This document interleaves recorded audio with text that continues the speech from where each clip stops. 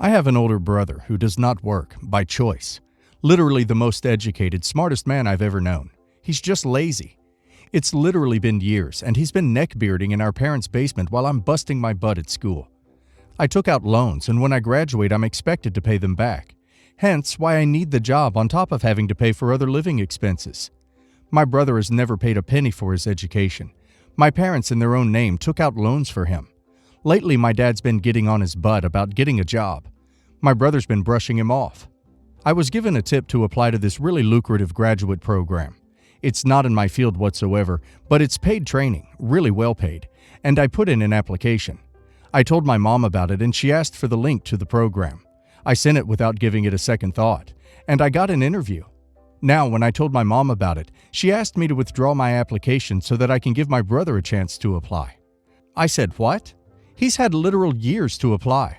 This is my opportunity. Even if it's not in my field, there's no guarantee that I'm going to get it anyway, but I want to at least try. I need a job, and I don't ever want to be financially dependent on my family.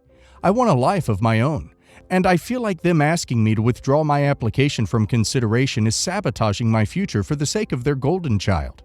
I've always been put on the back burner for the sake of my brother, and they feel that it's his opportunity to have since it's his field. But 1, I have no idea if he applied, and 2, I don't think he'd be allowed to apply because it's a new grad program, and he has not been a new grad in years. I don't plan to withdraw my application, but everyone in my family is telling me I'm being selfish. I've been banned from Thanksgiving, and I came home yesterday to find my mom converting my room into an office for my brother. My aunts have been bombarding me with texts telling me I'm not being considerate of my family. My friends are mostly on my side. One said she sees my parents' point of view, but I don't know. Family friends I see out in public won't even look at me anymore. Over an interview. It's mad. Am I the a-hole for not giving my brother this opportunity? Not the a-hole, but wow, your parents are horrid. I wish I could advise you in this situation. It sounds like you need to find another living arrangement somehow. After this, I would suggest keeping your opportunities to yourself. But I get it. No one could have anticipated that your parents would act like this. Continue to apply for the job. As soon as you're able, I suggest you leave home and never look back.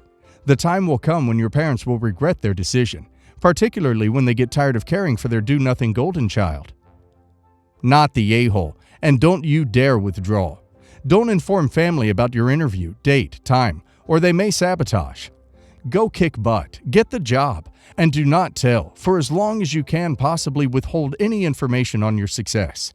Save your pennies in your own bank account with no other family name on it, and move the heck out as soon as you can. Do not financially support them in any way after you move, and pay a reasonable rent while you are there at home. But hold the line. No actual bedroom, no actual rent. Jeez. Okay, sweetie, not the a-hole. You need to lie. Let him apply, but don't pull your application.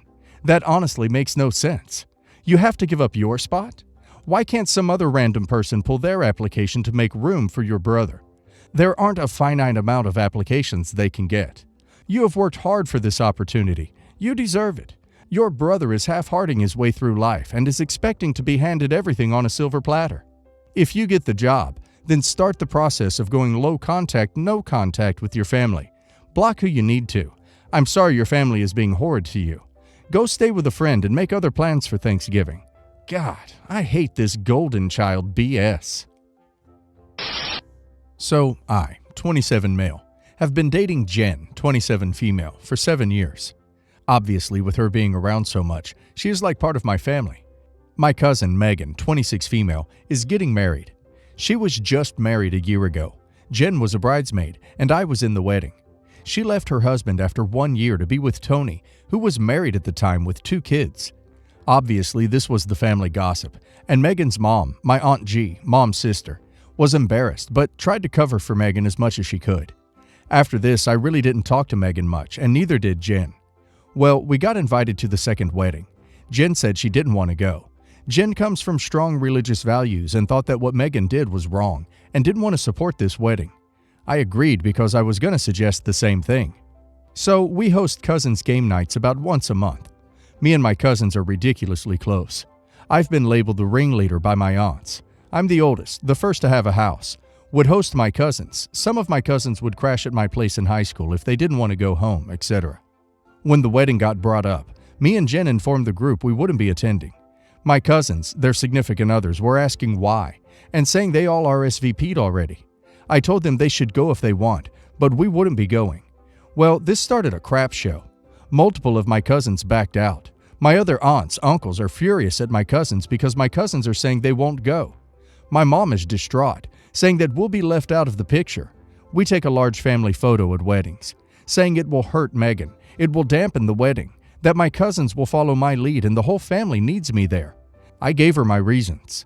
My Aunt G and my grandma showed up to my house begging me to go, saying that if I agree to go, then my cousins will too. I said that I have better things to do that weekend and asked them to leave. Tony and Megan called. Megan accused me of trying to sabotage the wedding, while Tony tried to play peacekeeper. Jen just hung up as Megan started to yell as we were on speaker. I understand how it would appear we are trying to make a point. I understand that we'll be left out of pictures and how upset the family will be. But we don't want to support this circus. We don't want to spend money, time on my cousin again, and I'm a little sick of my aunt's behavior towards it all. Am I the a-hole? Info. It's unknown if Megan actually cheated on her husband or not, but within a month, she had moved in with Tony, who divorced his wife and 2 kids. Not the a-hole. If the family photo is the problem, just tell Megan to Photoshop Todd into last year's wedding photo over last year's husband. Problem solved. Not the a-hole. You and Jen are absolutely not the a-holes for refusing to go to the wedding. It sounds like the rest of the cousins didn't want to go either, and your refusal gave them the permission they needed to do the same. If you want your family to support your wedding, don't participate in an affair. Not the a-hole. An invitation is not a demand for you to come. You have every right to decline. And your other cousins may have just been agreeing to go for fear of being on the receiving end of this drama. But once they found out you weren't going, they felt more supported in doing what they really wanted, not what they were pressured to do.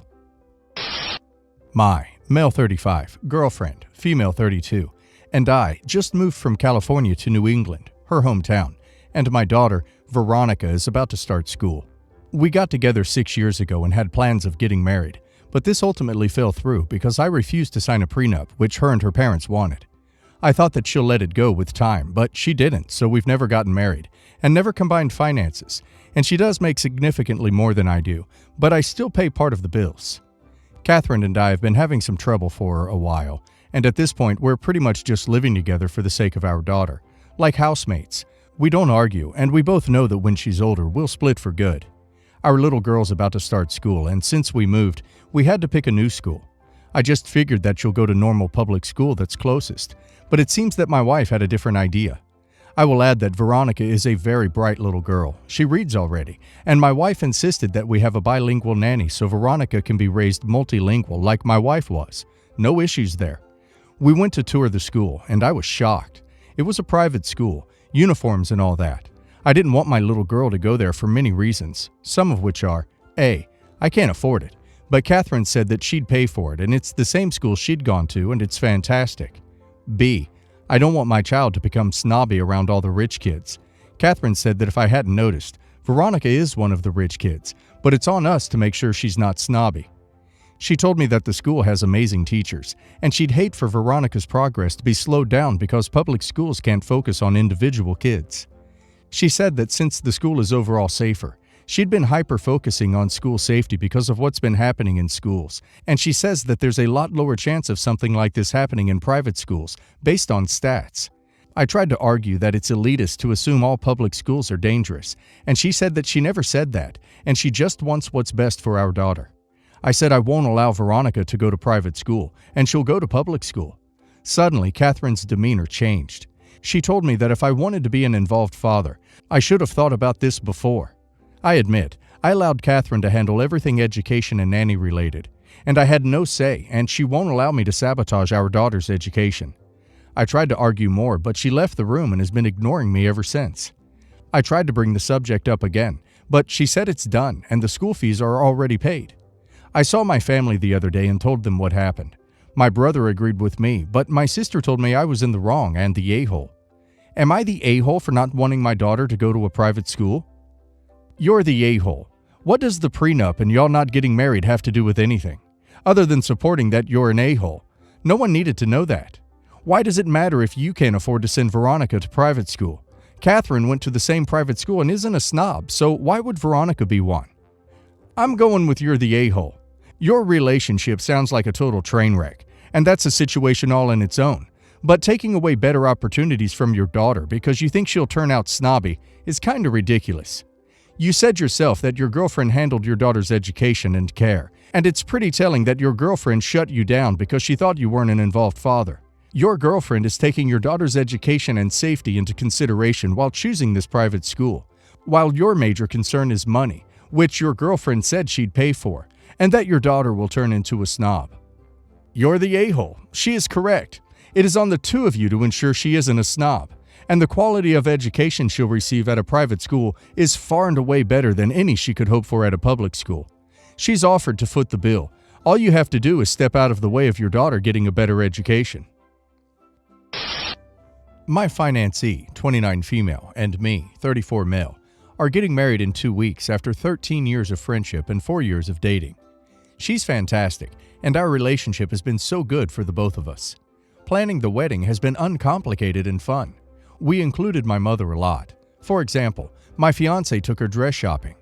The reason is that my fiancé has always had a good relationship with my parents, and it grew much closer over the past year, after her mother died. They kind of see her as another child, and I know that fiancé appreciates that immensely. As for my fiancé's father, she went no contact when she was 15, even before he hadn't played an important role in her life. His behavior was one cause in her having depression and low self-esteem. It took her years to heal. She's happy with the way things are now. I never met the man, so neither of us considered inviting him to the wedding. My mother, however, won't understand why we won't invite him. Mom is a retired psychologist. She's had some experience with child-parent reunification, and she thinks my fiancé needs that, even more after my fiancé's mom's death. Fiancé and me both have shut my mom down plenty of times. We both made it clear that this man was not to know anything about my fiancé's life, nor would be welcome anywhere near the wedding. For a while, my mom shut up. My mom doesn't know fiancé's father. The other night, we had dinner with my family. My mom had an announcement. Apparently, she looked my fiancé's father up and went to see him. Then she invited him to our wedding. She seemed so pleased. My family was appalled and angry. They all know what has happened. My fiancé somehow remained calm and told Mom how inappropriate that was, how Mom hurt my fiancé terribly by stepping over the one boundary she ever had, how fiancé had lost all her trust in Mom after this. I then uninvited my mom and we left. Fiancé only broke down at home. My mother's also been inconsolable since and called me dozens of times, but I haven't picked up yet. Fiancé feels unsafe to have the wedding if there was a chance that her father might show up. We might just cancel the whole thing. My father, who's not condoning any of my mother's actions, thinks I should talk to Mom, hear her out. My siblings agree that uninviting her was too drastic. I just see the distress my mother had caused my fiancé and get angry all over again. So, am I the a-hole for sticking to our decision? Not the a-hole. She may be a retired psychologist, but she showed the emotional intelligence of soggy bread. What a huge violation of your fiancé's boundaries. Not the a-hole. Cancel the wedding and go and elope instead. That kind of betrayal would be enough for me to consider going no contact with my mom. It wasn't just a small mistake or an oversight. It was a deliberate action to trample boundaries and to push an agenda you had made very clear you and your fiancé had no desire to pursue. As a retired psychologist, your mother should have known better than anyone just how damaging the action she chose would be to your fiancé and to any existing relationship between the both of you and herself. I wonder what people expect from stunts like this. And even if your mom is a psychologist, is she your fiancé's psychologist? What kind of psychologist would do this to a patient? So honestly, not the a-hole. Maybe hear her out. I would with my mom, but I'd stick to the uninvitation if she thinks she can wreak havoc knowingly. And tell her that she can be glad to just be uninvited from your wedding and not your whole life. Horrible behavior right there. Backstory. My grandparents got divorced about 10 years ago, and at the time, it was a really difficult time for me because they were like my second parents.